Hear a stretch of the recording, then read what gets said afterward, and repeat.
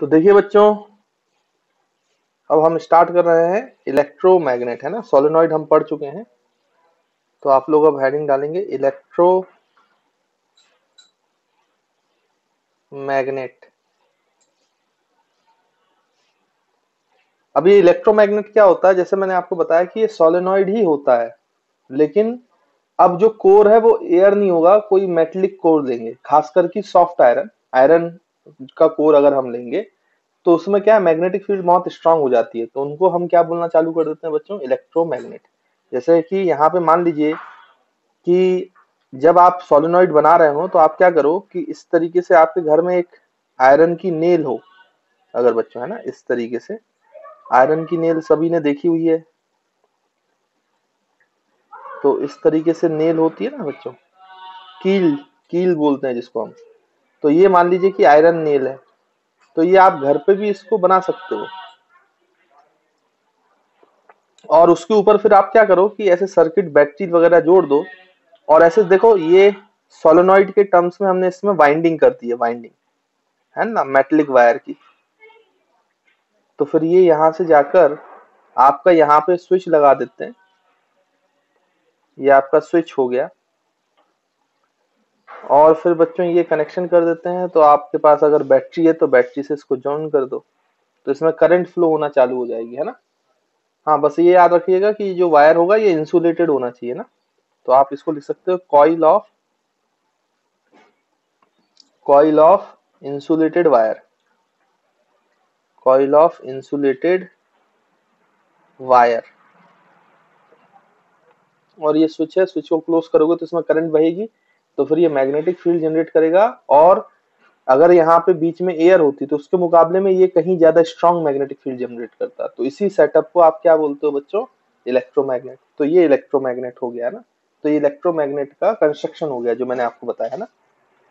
तो यहाँ पे नेल नहीं होता, जरूरी है कि वो फिर आयरन की कोर बनाई जाती है, मैंने आपको सिर्फ एग्जांपल देने के लिए ये बात समझा दी, ठीक है बच्चों। तो यहाँ पे आप लिख सकते हो इलेक्ट्रोमैग्नेट की डेफिनेशन कि along tightly bound helical core, along tightly bound helical coil, sorry helical coil है ना, helical coil of metallic wire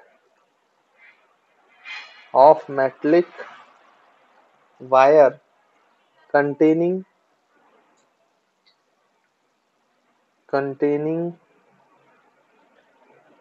soft iron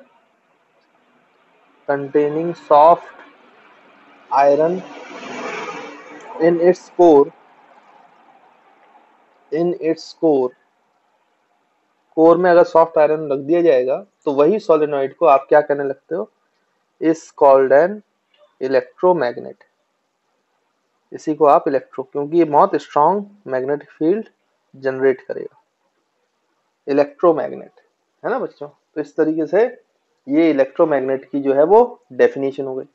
अब जो ये इलेक्ट्रोमैग्नेट बच्चों मैग्नेटिक फील्ड प्रोड्यूस करेगा, मान लीजिए ये ऊपर नॉर्थ पोल क्रिएट हो गया, ये साउथ पोल क्रिएट हो गया, तो ये इस तरीके से बच्चों मैग्नेटिक फील्ड प्रोड्यूस करेगा ना। ये साउथ पोल से जो है वो अंदर की तरफ आएगी मैग्नेटिक फील्ड, और नॉर्थ पोल से बाहर की तरफ मैग्नेटिक फील्ड जाएगी।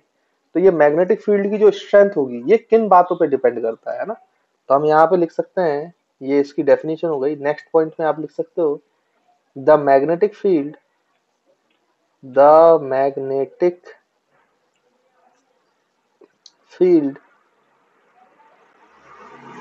ऑफ एन इलेक्ट्रोमैग्नेट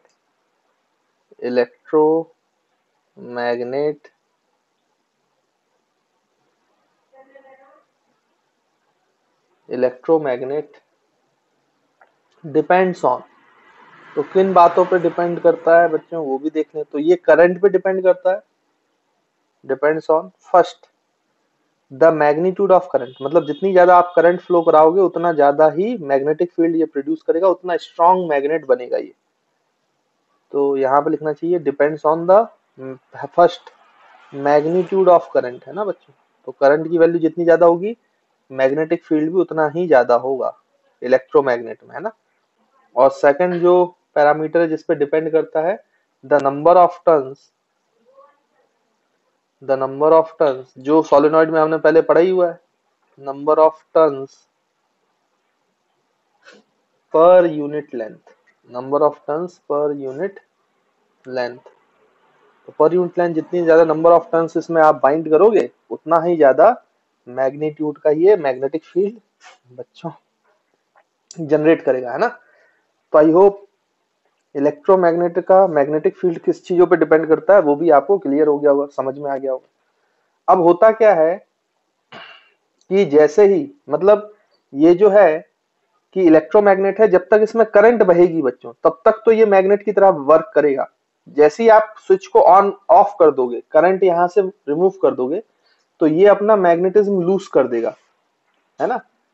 तो यहाँ पे फिर उसका कोई भी मैग्नेटिज्म का मैग्नेट फिनोमेना ये शो नहीं करेगा, है ना। तो ये बात आपको ध्यान में रखना है बच्चों।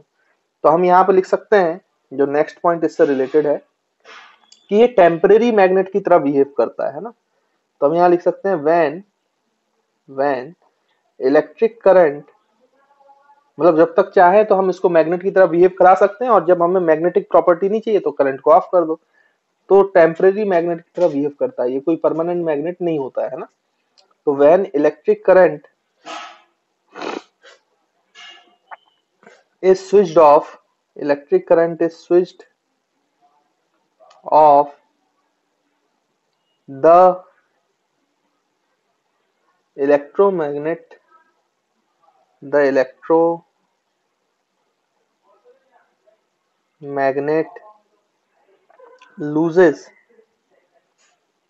loses its मैग्नेटिज्म, है ना। तो मैग्नेटिक प्रॉपर्टीज लूज कर देता है तो उसको मैग्नेटिज्म बोलते हैं, loses its magnetism instantaneously, तुरंत, है ना बच्चों, instantaneously।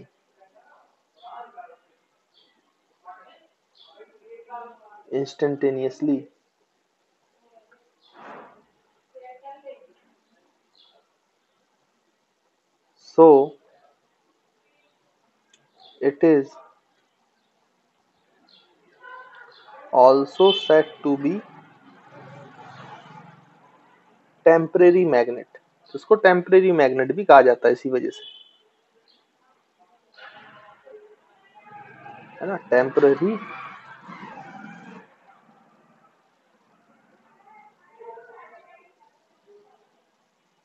मैग्नेट। तो आई होप बच्चों आपको ये वाला पॉइंट भी क्लियर होगा, समझ में आया होगा। तो देखिए बच्चों यहाँ पर क्योंकि ये आयरन नेल है तो ये मैग्नेटिक फील्ड को एक्चुअली में सपोर्ट कर देता है, तो मैग्नेटिक फील्ड बहुत ज्यादा एनहांस हो जाती है। अब बच्चों के मन में कंफ्यूजन आता है कि ये कैसे होता है, तो आप इसको ऐसे समझे। अब आपको अगर याद हो तो मैंने बताया था कि कोई भी जो परमानेंट मैग्नेट है, जो बार मैग्नेट है, उसमें करंट कैरिंग लूप है, इलेक्ट्रॉन्स घूम रहे हैं, लेकिन वो उन सभी के कारण जो नॉर्थ पोल और साउथ पोल है लूप के कारण वो एक ही डायरेक्शन में होते हैं। तो ये सारे मैग्नेटिक जो फील्ड है वो जुड़ जाती है और एक पर्टिकुलर नॉर्थ और साउथ पोल बना लेती है, तो ये परमानेंट मैग्नेट बन जाता है इस तरीके से बच्चों, है ना। ये मैंने आपको समझाया था। और मैंने कहा था जो नॉर्मल जैसे आयरन पीस है तो वो मैग्नेट तो है नहीं, क्योंकि वो बार मैग्नेट जैसा बिहेव नहीं करता, क्योंकि वो पहले तो अट्रैक्ट नहीं करता है। तो उसमें क्या रहा होगा, या जो मटेरियल जो मैग्नेट नहीं है उसमें क्या होता है कि उसमें यही जो करंट, जो इलेक्ट्रॉन जो करंट बना रहे हैं जिसके कारण ये मैग्नेटिक फील्ड बन रही है हर एटम की, वो अलग अलग डायरेक्शन में होती है, क्योंकि उनका जो रिवॉल्यूशन है वो अलग अलग डायरेक्शन में हो रहा है ना। कोई ऐसे रिवॉल्व कर रहा है, कोई ऐसे रिवॉल्व कर रहा है, तो ये रैंडमली अलाइनमेंट है, तो ये एक दूसरे को कैंसिल आउट कर देते हैं। तो नेट मैग्नेटिक फील्ड जो है इस मटेरियल की वो जीरो हो जाती है। तो ये मैग्नेट की तरह बिहेव नहीं करता नॉर्मल मटेरियल, जबकि बार मैग्नेट जो है उनके सारे मॉलिक्यूल्स एक ही डायरेक्शन में मैग्नेटिक फील्ड प्रोड्यूस करते हैं, तो सब जुड़कर एक नेट मैग्नेटिक फील्ड बना लेते हैं। इसलिए वहां पर हमें क्या करते हैं, बार मैग्नेट एक परमानेंट मैग्नेट मिलता है। अब होता क्या है कि जो ये आयरन का पीस है, जब इसको आप इलेक्ट्रोमैग्नेट में रखते हो, क्योंकि आयरन का पीस तो पहले मैग्नेट है नहीं, हमारा जो नेल है बच्चों वो तो मैग्नेट था नहीं, उसमें इस तरीके का था, रैंडमली अरेंज थे ये डाइपोल्स। लेकिन जैसे ही आपने इसको सोलेनॉइड के अंदर लगा, ये आपका आयरन का पीस है, मान लो नेल की जगह मैं यहाँ पे ऐसा पूरा पीस बना रहा हूं, और इसमें अभी रैंडमली अरेंजमेंट है, ये ऐसा है, ये ऐसा है, ये ऐसा है, ये ऐसा है, तो इसमें अभी नेट मैग्नेटिक फील्ड 0 है। लेकिन जब आप इसको इसके ऊपर ऐसे सोलेनॉइड, मतलब आपने टाइटली बाउंड कर दिया इसको इलेक्ट्रोमैग्नेट बनाने के लिए, और इसमें करंट फ्लो करा दी, तो आपको पता है कि सोलेनॉइड जो है वो अपने कोर में, अगर ये साउथ पोल बन रहा है और ये सोलेनॉइड का नॉर्थ पोल बन रहा है, तो वो ऐसे अंदर कोर में साउथ टू नॉर्थ ऐसे मैग्नेटिक फील्ड क्रिएट कर देता है बच्चों, यूनिफॉर्म, है ना, कांस्टेंट मैग्नेटिक फील्ड। ये हम पहले पढ़ चुके हैं सोलेनॉइड के केस में, है ना, तो ये सब आता है आपको। अब होता क्या है कि ये सोलेनॉइड की जो मैग्नेटिक फील्ड है वो क्या करता है कि ये जो पहले इंडिविजुअल मैग्नेटिक फील्ड थे, इंडिविजुअल एटम के जो मैग्नेटिक फील्ड थी वो अलग अलग डायरेक्शन में लाइन थी, वो इसकी डायरेक्शन में आती है। एक्चुअली में अभी आपको नहीं पता, बाद में आप जाओगे तो आप देखोगे कि ये घूमते हैं, ये जो इंडिविजुअल जो आपके एटम्स होते हैं वो मैग्नेटिक फील्ड की डायरेक्शन में घूमते हैं, तो ये सारे अपने आप को फिर इस डायरेक्शन में लाइन कर लेंगे, in the direction of magnetic field. In the direction of magnetic field में सारे एटम्स अपने आप को अलाइन कर लेंगे, जैसा कि किसमें होता है, बार मैग्नेट में। तो सोलेनॉइड की तो मैग्नेटिक फील्ड है ही, साथ में ये जो पहले इंडिविजुअल जो मैग्नेटिक फील्ड, इंडिविजुअल एटम या मॉलिक्यूल्स जो मैग्नेटिक फील्ड बना रहे थे वो रैंडमली अरेंज था, वो अरेंजमेंट भी अब एक डायरेक्शन में हो गया है जो सपोर्ट कर रहा है कोर की मैग्नेटिक फील्ड को बाई सोलेनॉइड। तो ये सब जुड़कर और स्ट्रॉन्ग मैग्नेटिक फील्ड बना देते हैं, इसलिए इलेक्ट्रोमैग्नेट और स्ट्रॉन्ग हो जाता है। और बच्चों अगर इस तरीके से एक आयरन पीस को अगर आप बहुत लंबे समय तक इस सोलेनॉइड के अंदर रखे रहेंगे तो इनके डाइपोल जो हैं वो हमेशा एक ही डायरेक्शन में लाइन रहेंगे, एक ही डायरेक्शन में लाइन रहेंगे।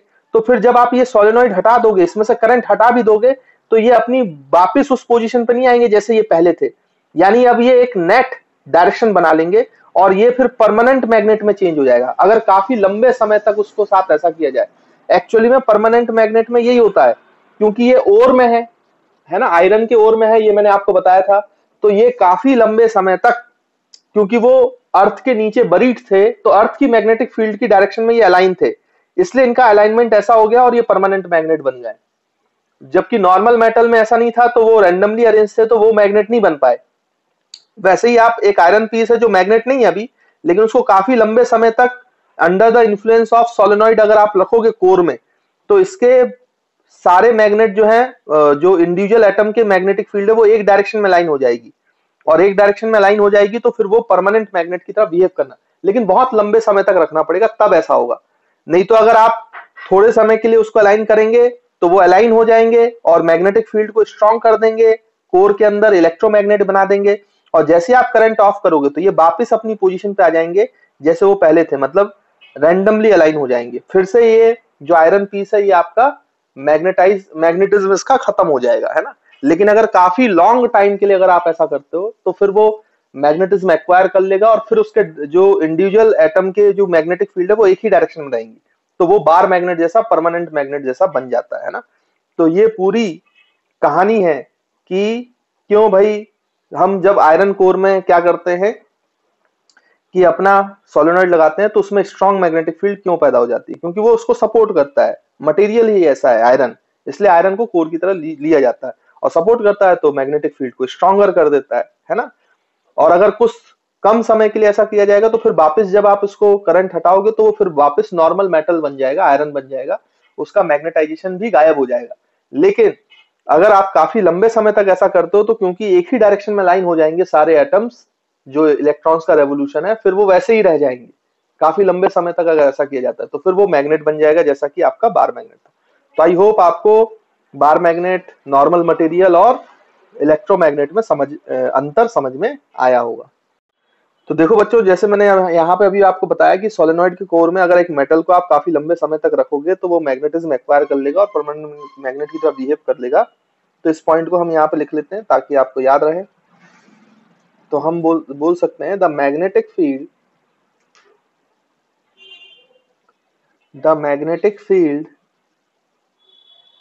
produced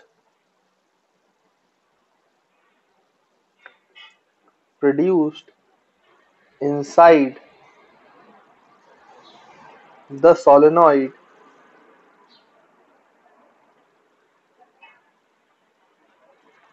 is used to make permanent magnets। तो आप परमानेंट मैग्नेट्स भी इससे बना सकते हो, जैसे कि मैंने अभी बताया। Permanent magnets, full stop. इसमें आप लिख सकते हो a magnetic material, a magnetic मतलब जो मैग्नेट बन सकते हैं, जैसे मेटल्स के केस में होता है। तो मैग्नेटिक मटेरियल, ये मटेरियल टू मटेरियल बच्चों डिपेंड करता है ना, हर मटेरियल भी परमानेंट मैग्नेट नहीं बनाया जा सकता। द मैग्नेटिक मटेरियल लाइक, जैसे आपका स्टील रॉड है या आयरन रॉड है, स्टील रॉड या फिर आयरन रॉड है ना, एटसेट्रा। बहुत सारे मतलब मेटल हो तो कोबाल्ट निकल भी हो सकता है। Is placed, is placed in the core of, is placed in the core of solenoid, core of solenoid, and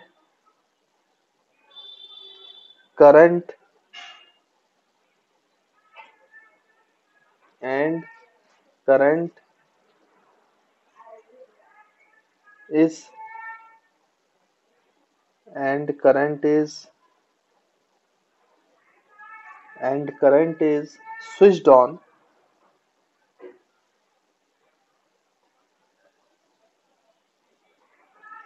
switched on the magnetic substance, the magnetic substance after a long time, after a long time gets converted, gets converted into a permanent magnet,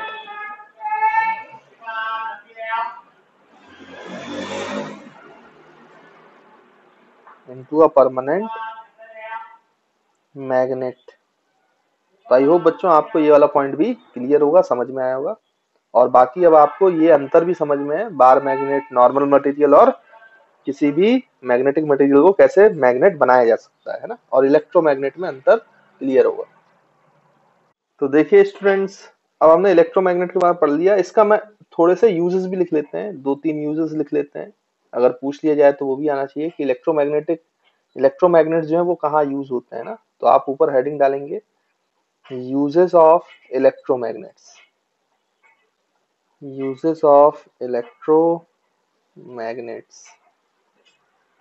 तो बहुत, हालांकि electromagnets को use करने का तो कोई कमी नहीं है, बहुत सारी जगहों पे इसको यूज किया जाता है, लेकिन कुछ हम पर्टिकुलर यूजेस लिख लेते हैं यहाँ पर और उसको समझ लेते हैं।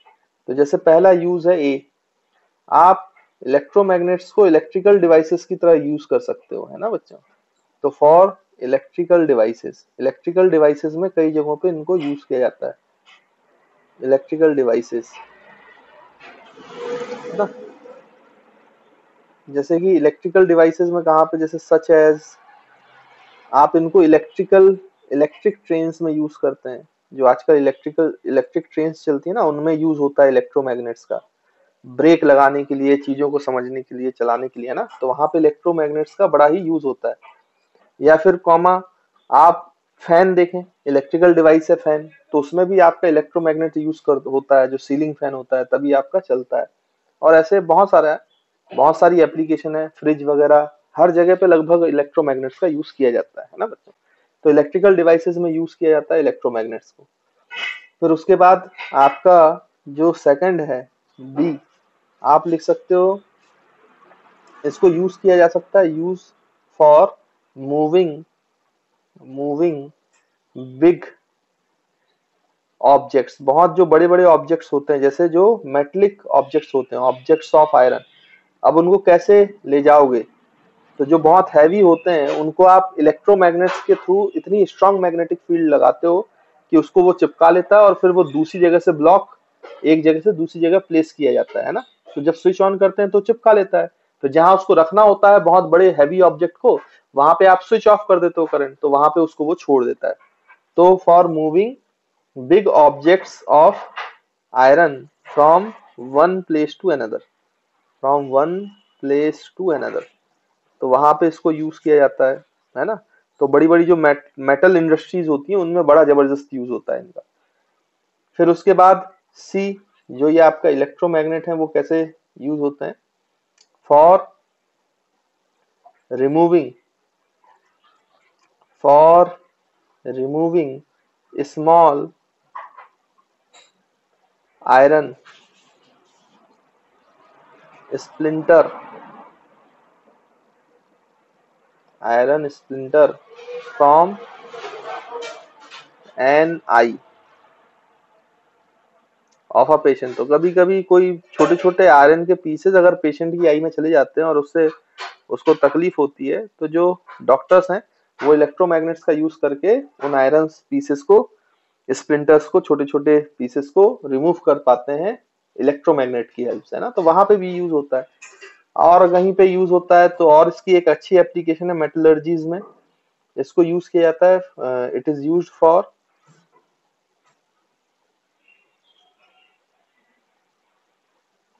या फिर आप ऐसा लिख सकते हो, it is used in, it is used in electromagnetic, electromagnetic furnace. तो बड़ी बड़ी जो इंडस्ट्रीज होती हैं, फर्नेंस जहां पे मेटल को पिघलाना होता है, तो ये फर्नेंस में इलेक्ट्रोमैग्नेट्स का यूज होता है। तो बच्चों वहां पे करते क्या है कि इस तरीके से इलेक्ट्रोमैग्नेट्स लगे होते हैं ना, इस तरीके से दोनों साइड से, नॉर्थ पोल और ये साउथ पोल, इस तरीके से। और ये पोलैरिटी बार बार चेंज होती है, पहले ये नॉर्थ है, फिर ये साउथ है, फिर ये साउथ होता है, ये नॉर्थ होता है। तो मैग्नेटिक फील्ड की डायरेक्शन बार बार बदलती है। और बीच में ऐसे फर्नेंस लगा होता है जिसमें आप मेटल के पीसेस डाल देते हो जिनको पिघलाना है।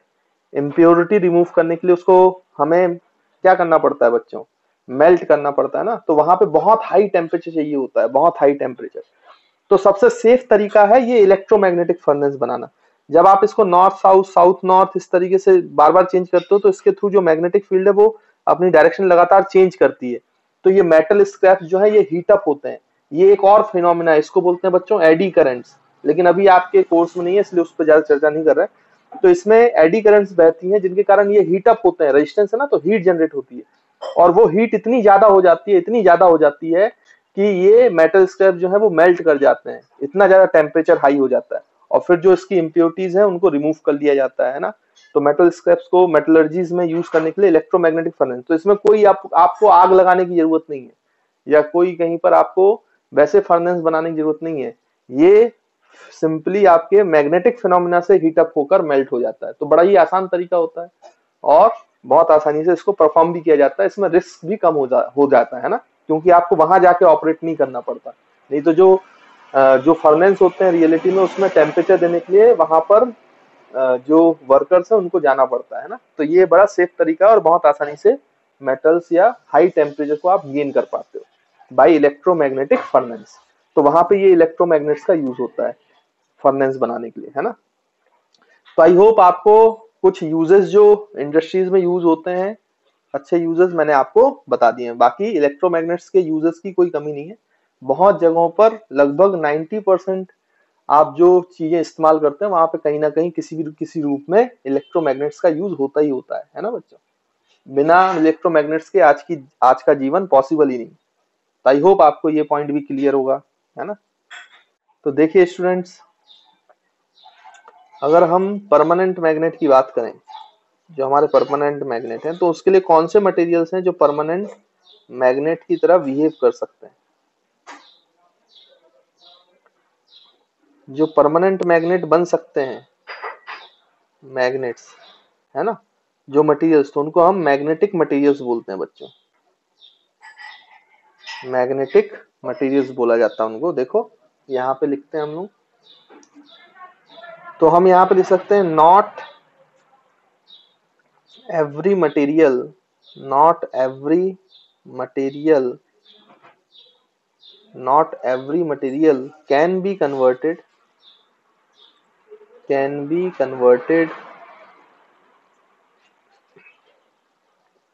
into a magnet,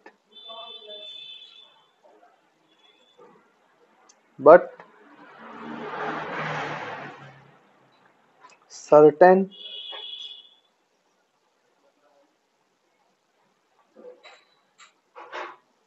materials are used to make permanent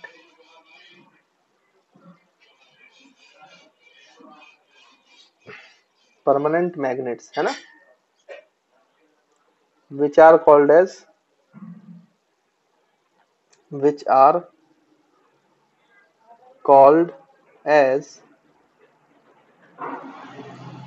magnetic materials,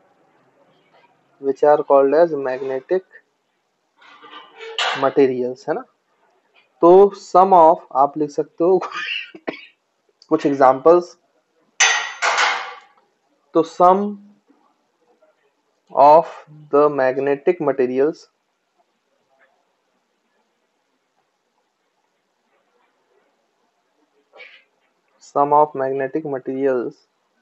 are, जैसे बच्चों कार्बन है, कार्बन स्टील, तो उसको यूज किया जा सकता है।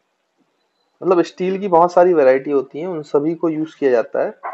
क्रोमियम स्टील भी है ना, या फिर आपका कोबाल्ट है,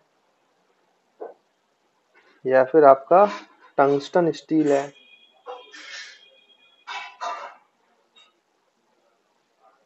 क्या है, स्टील में बहुत कम टाइम लगता है बच्चों, है ना, सबसे कम टाइम में बहुत जल्दी ये मैग्नेटाइज हो जाता है। अगर आप इसको सोलेनॉइड के कोर में रख दोगे तो ये बहुत बड़ी जल्दी मैग्नेटाइज हो जाएगा, और फिर आप जब करंट को स्विच ऑफ कर दोगे तो फिर ये अपनी मैग्नेटिज्म लूज भी नहीं करता।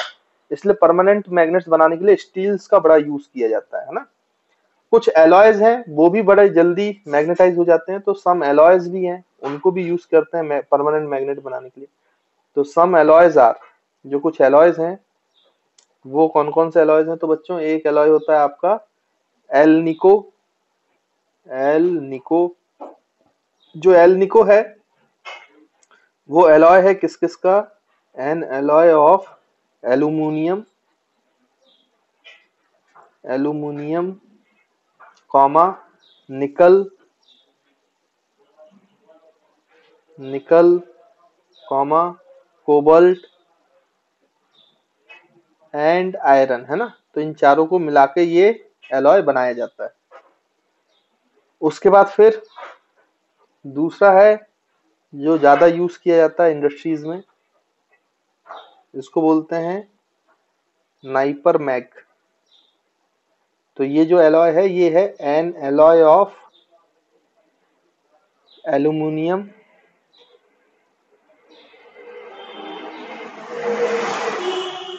निकल एंड आयरन, है ना। तो याद रखेंगे ये कुछ एलॉयज हैं और कुछ स्टील्स के टाइप्स हैं जो परमानेंट मैग्नेट के लिए बनाने के लिए बहुत ज्यादा यूज में लिया जाता है ना। तो ये हमें पता होना चाहिए। कभी कभी आपसे पूछ लेता है तो आपको एग्जाम्पल देने हुए तो आप बता सकते हो। अच्छा, ये जो परमानेंट मैग्नेट है, अगर हम यूजेस की बात करें, यूजेस ऑफ परमानेंट मैग्नेट, तो इनके यूजेस क्या क्या है बच्चों, कहाँ यूज होते हैं, तो बहुत जगहों पे यूज होते हैं ये भी, है ना। तो परमानेंट मैग्नेट्स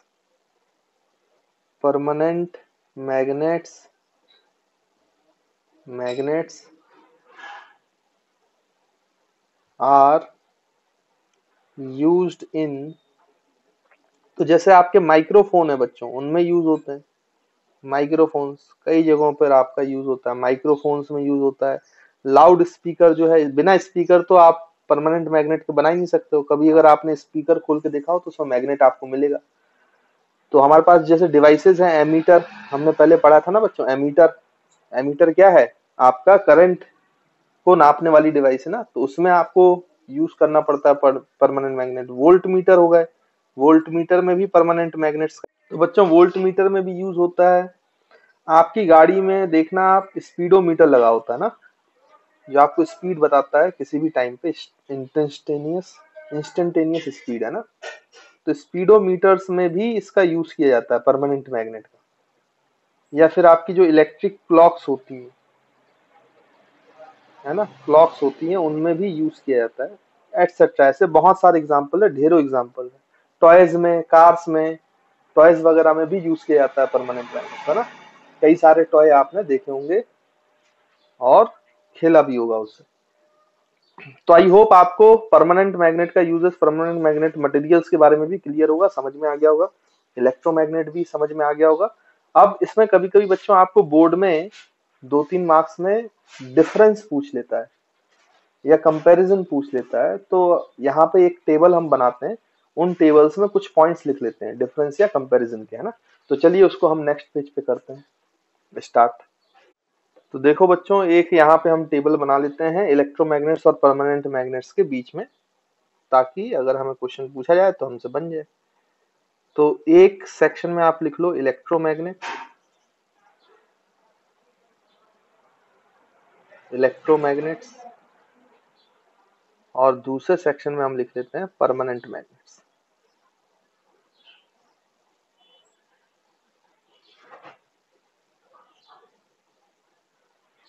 चलिए, है ना, बीच में इस तरीके से पार्टीशन कर लीजिए और वन बाई वन पॉइंट्स हम लिखते चलते हैं। तो पहला पॉइंट आप इलेक्ट्रोमैग्नेट्स में लिख लीजिए कि an electromagnet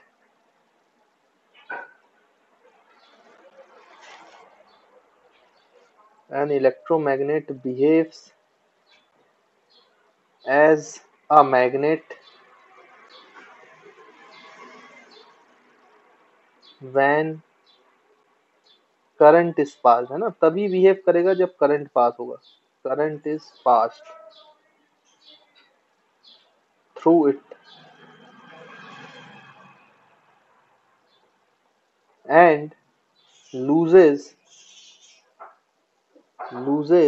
its magnetism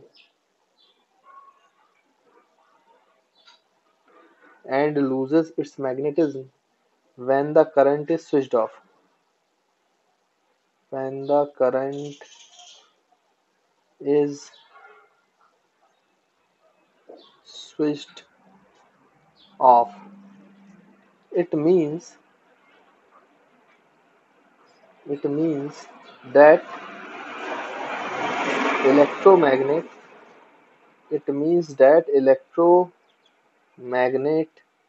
is a temporary magnet.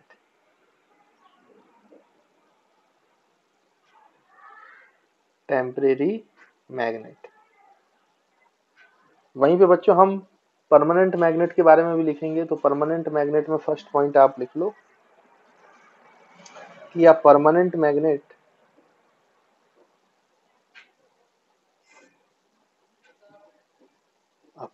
magnet is not dependent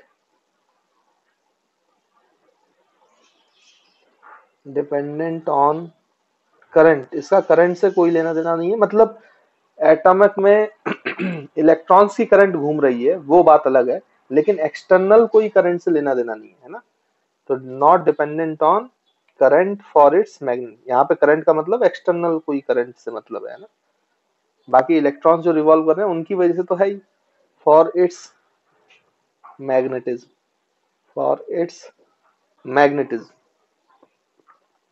फिर बच्चों इसमें दूसरा पॉइंट हम लिख सकते हैं the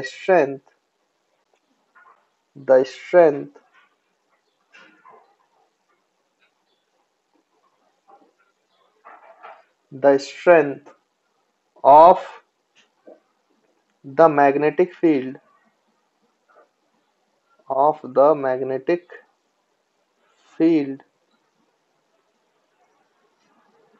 of an electromagnet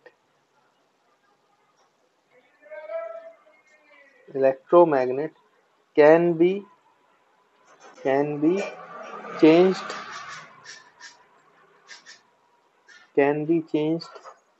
by changing the magnitude of current।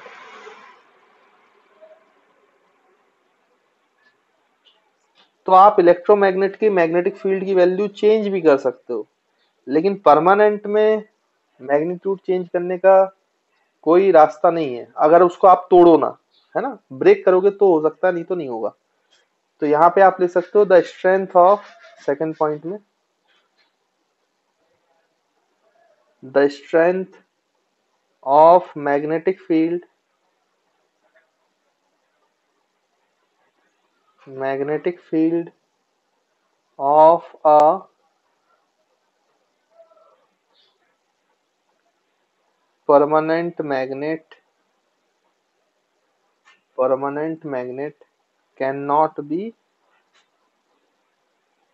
changed। तो चेंज नहीं होगा। अगर मैंने जैसे कहा कि अगर आप उसको ब्रेक ना करो, है ना, तो ब्रेक नहीं करने पर चेंज नहीं हो सकता।